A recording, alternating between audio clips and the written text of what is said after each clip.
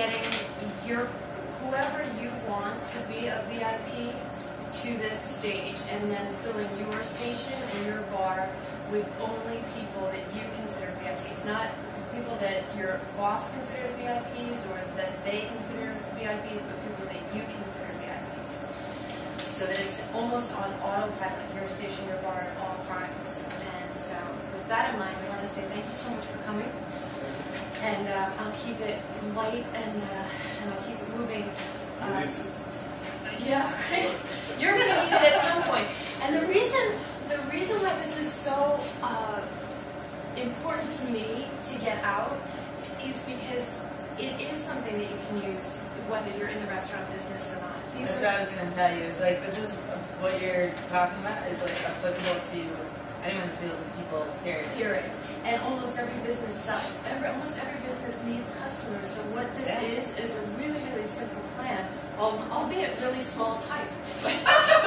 but it's a really simple plan to get people into this part where they're actually, they are your bread and butter. They're the easiest people to deal with. They're people that you can tell by name. To hold on 2 seconds because you know their salad is coming, their drink is coming. They can actually order from you before they even get there. This whole thing is to get your section and every seat in your section on autopilot with people who respect what you do. Because as servers, the responsibility is more and more and more and more, and what they're able to accomplish is less and less and less and less. Because now they're working for celebrity chefs, celebrity owners. They're supposed to run and greet the guests. They're supposed to comb the guest's hair and run and bring a lemon as fast as lightning and smile while they're doing it. And that's what their job has become. And if they had more of the customers that they created, the clientele, the following that they created, then their job would be 10 times easier and 100% more lucrative. Don't you think that you create those customers by combing their hair to start, and then they become comfortable with you? Yeah, that's all this is. Right. But when you find that person who's snapping their fingers, guess who's never going to see a comb? You know, that kind of thing. What they do see is that everybody else that is respectful and that is getting your time and is getting VIP, and you are bringing the chef out to meet them. Those customers are seeing that they're getting further and further. They're not the squeaky door that gets the most attention. What you're trying to do is fill your station so that they can't even get a seat. Right. That's the ultimate goal for me. So if I can get this out and get you guys to have an entire station of people that are just avid followers and big fans, then I totally win. So, all right, real quick, really hard to read. Anything on the bottom is one of the things that will open up those doors for you and start the hair combing, really. What I call grab it is, just instead of positioning yourself where you are in your station or at the bar when there's nobody there, swinging by the hostess. When you see somebody walking in, it's raining, they're soaking wet, they've got coats and stuff that they're not going to want to hang on to. They want to get rid of them. It's cold, they're bundled up, it's holidays, they have packages. Swinging by the hostess before they even get a chance to check in and say, "Can I take that for you? Can I check you in with a hostess?" Yeah, absolutely. Now you're getting their coat. You might be checking their belongings, whether you have a coat check or not. You're the one checking it in, and you're going to be the one going to pick it up. So believe it or not, you're already making money before anybody else has even gotten a customer. You're already making money, and because you're checking them in with the hostess, you're saying, "Hey, what is the name that I can check you in under?" And when the person says, "Oh, it's Leanne." Melissa, Leanne is here. Well, actually, the first one is, do you have a reservation that I can check you in under? And if they say no, just say, "Oh, can I introduce you to our hostess?" Either way, you get their name because they're unbundling themselves. You're doing something for them already. If you can get their name at the same time, when you check them in with the hostess, you can say, "I hope you're sitting with me tonight," or "I hope you're sitting with me. I'll be right back with your coat check ticket." You've already put it out there that you want them as a customer.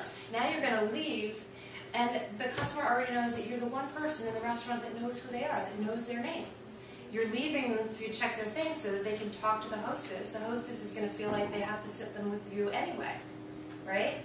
So one way or the other, you're probably going to get that guest. This is a great way to start every shift, you know, to grab somebody before anybody else. It's, you know, it's a dog-eat-dog world. You know, if they turn out to be a finger-snapping, awful customer, then they get thrown back into the pool, you forget their name. Huh? I'm sorry, what? You know?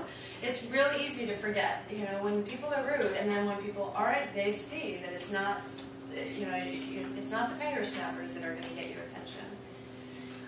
That's the other thing is getting your name in it, is just being able to say, you know, whenever anybody says thank you to you, you say, you know, of course, it's Leanne's station. It's, you know, this is where the magic happens. This is where you get whatever you want. And the more you get your name into it, the more they remember who to thank or who to post things about on Facebook. The object here is to get a following.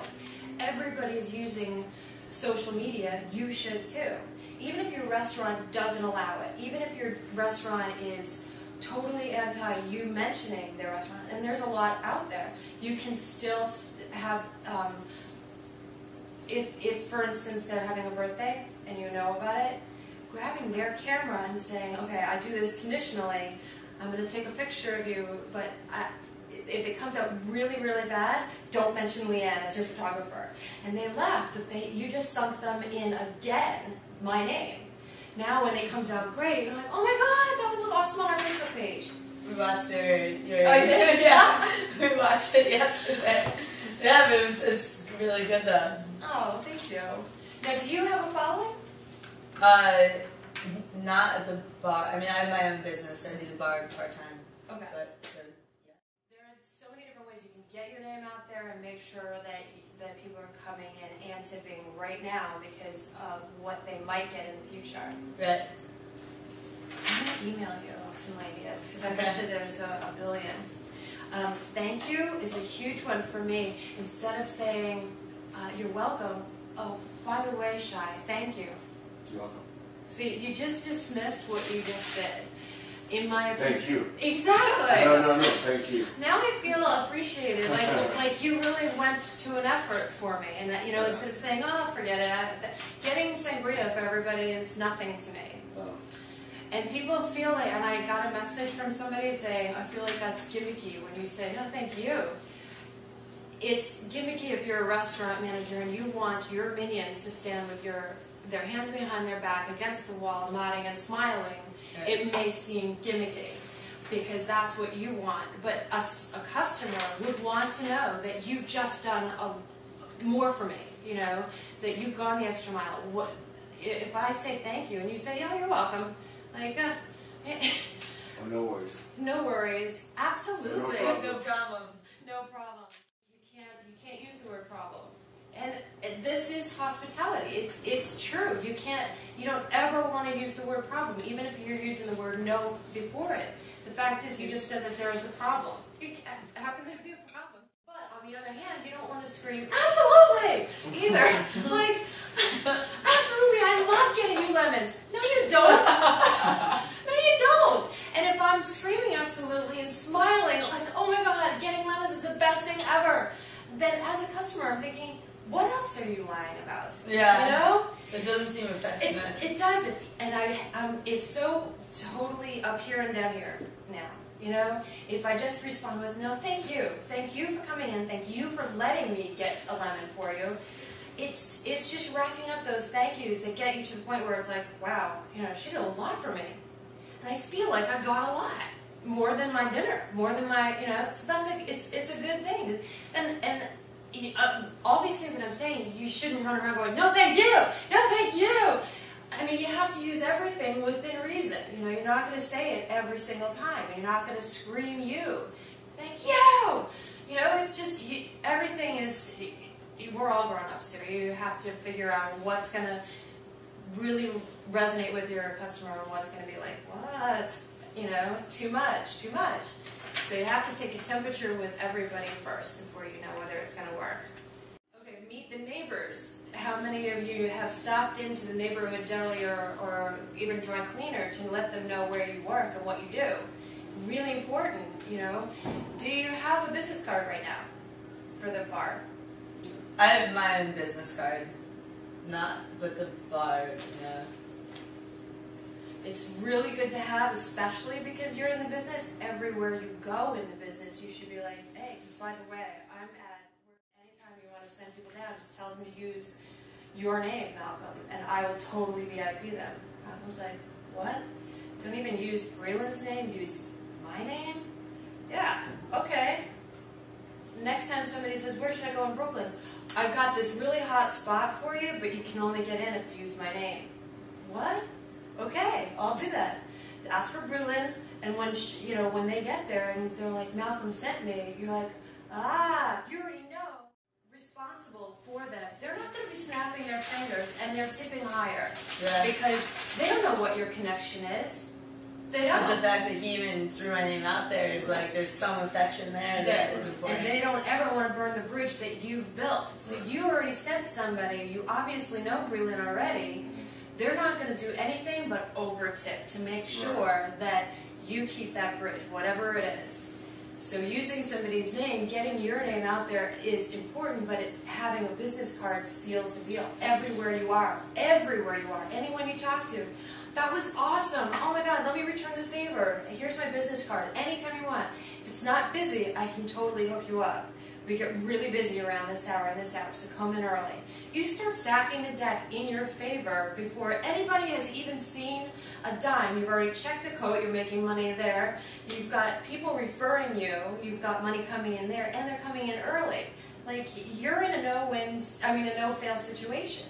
It's awesome. What you have at your disposal is amazing. Being a bartender, you don't have to order any inventory, you don't have to buy anything, you don't have to pay rent, and people send people in anyway. It's better than serving tables too, in a different way, but it's like, it's much more, right? You can do anything. It's your own small business. So you have 2 small businesses. It's amazing. Incomplete parties. Today, I was sat at a restaurant, and as I sat down, they knew what my name was, because it was in the reservation, but no one ever asked me who I was waiting for. So it was kind of a guessing game when they arrived. If anybody comes in incomplete, if you're not with your other party, I see you right away, oh, and your guest name? You have no option but to tell me what your guest name is. You know, like, you can say, oh, I'll see them. It doesn't really matter. That wasn't the question, you know. I've done something for you already, I've given you a table. Now when I ask you a question and I say, your party's name, it's Debbie, you know, like, you just feel like, so, and you'll learn this too, timing-wise, when you see people looking around, and a lot of people look alike, they look like they belong together, they dress alike a lot of times, it's so strange. And when people walk in, and you can also tell by the length of time that they're sitting. When people run up the stairs frantically because it's been, 20 minutes, I already know that that's Debbie. If it's 5 seconds later and they're casual, it could be a toss-up. So if I say, hi Debbie, and they go, what? It's amazing for them. Their experience now is so much better than anybody else's so far. Now I'm bringing them over to the party sitting down, and I say, Debbie's here, so now I'm saying it again. So throwing that name around is really, really helpful. It's helpful for you. You get to also remember the name. If it turns out to be a really good tip or a really good customer, put that into a book. It's really good to have a composition book where you keep all of those things and the day that this happened and the weather conditions or anything that will spark your memory, because you will refer back to that book and you'll be able to see as they're coming in, you'll be able to see that that's Debbie. Debbie, how are you? Do you want your doors on the rocks again? And like, we'll totally VIP those kind of people. That's just the hair combing on the bottom. Everything else will get you to the next levels that get you up to the VIP situation where, okay, I do have some time. Am I losing you guys? Yeah. No? What? No. Okay. I totally understand at the end. Do you have any questions so far? It's coming together. Okay. It's coming together. Is it? Okay. Do you like what you're hearing so far? Yeah, Okay. like she said, it's not just applicable to bartending, I'm also like, I was thinking ahead of what we're doing. I'm also like thinking ahead of how important it is to have a following, for example. Like, and the following starts with getting the name right. The name, the following. So what me and him are doing is, I just talk to my head, like, we need to make sure that that's part of our foundation as well, because this will bring us bartenders. Yeah. Yes. Yeah. Not just the incomplete parties though, but just in general is there's this thing called God's Degree, and they do like there's like a 5-sentence paragraph about how to be more socially engaged, and the most important thing is knowing someone's name, because what's more affectionate than actually remembering someone's name? Well, there's not anything on the first interaction. So that's like just in general remembering. I mean, we just went across the street to have a drink, and the guy knew his name, and then where he worked and all of that. But like the fact that you even remembered his name was like, he walked away and you even said, "Wow, I need to remember his name." Like, damn, I can't believe, like, that was so good. And it's like, it really is. When people, I mean, of course, even if you don't, like, my name is